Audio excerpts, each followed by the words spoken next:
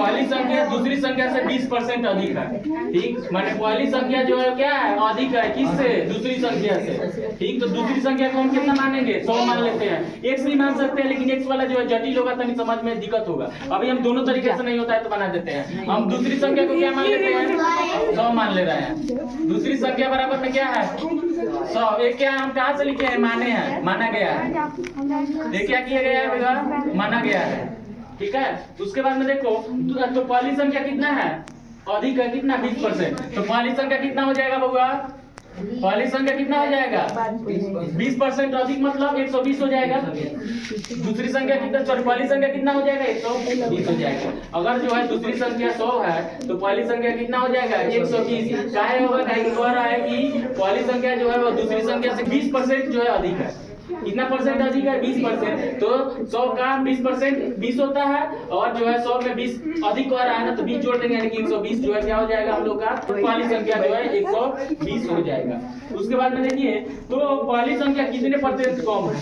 अच्छा अब देखो माने दूसरी संख्या जो है पहली से कितना कम है, ये हम लोग को बताना है। परसेंटेज क्या बताना है, कमी। परसेंटेज कथी बताना है, कमी। अब हम लोग को पहली संख्या भी पता चल गया है, दूसरी संख्या भी पता चल गया है। तो आप लोग को मैं एक फॉर्मूला बता रहा हूँ, परसेंटेज कमी। परसेंटेज क्या, कमी। परसेंटेज कमी बराबर में क्या होता है, देखिए परसेंटेज कमी बराबर में क्या होगा हम लोग का, परसेंटेज कमी बराबर में क्या हो जाएगा, दो संख्याओं का अंतर बटा में पहली संख्या, ठीक है। परसेंटेज कमी मतलब क्या हो जाएगा, अंतर बटा में पहली संख्या। किससे कम हो रहा है, नहीं पहली संख्या यहाँ पे रखाएगा, कितना से कम हो रहा है, 120 से कम हो रहा है ना।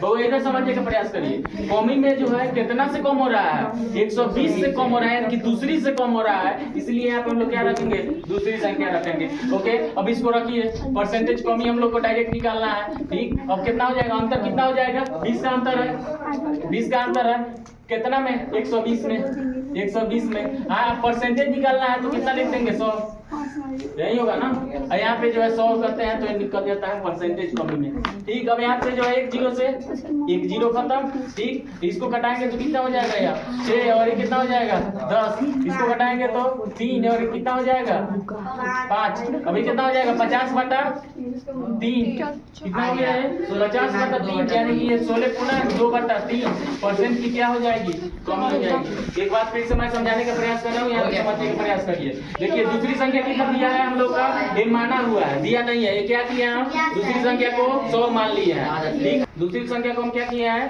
100 मान लिए हैं, ठीक है। अब जो है कह रहा है कि पहली संख्या जो है वह दूसरी से 20% अधिक है। तो पहली संख्या कितना हो जाएगा, 120 हो जाएगा, काहे कि 100 का 20% अधिक कितना हो जाएगा, 120 होगा, तो 120 हो गया। अब हम लोग को क्या निकालना है, परसेंटेज कमी निकालना है, ठीक है। कमी मतलब अंतर, हम लोग को परसेंटेज अंतर निकालना है। तो परसेंटेज कमी बराबर में हम क्या आप लोग को फॉर्मूला बता रहे हैं, अंतर बटा में दूसरी संख्या गुना में 100, ठीक है। अब यहाँ पे अंतर निकालिए, कितने का अंतर है, 20 का। कितना से अंतर है, 120 से अंतर है, तो 120 नीचे रख दिया, गुना में 100, सॉल्व करेंगे, आंसर कितना आ जाएगा हम लोग का 16 गुना 2/3। इस तरह से जो हम लोग इसको बना सकते हैं।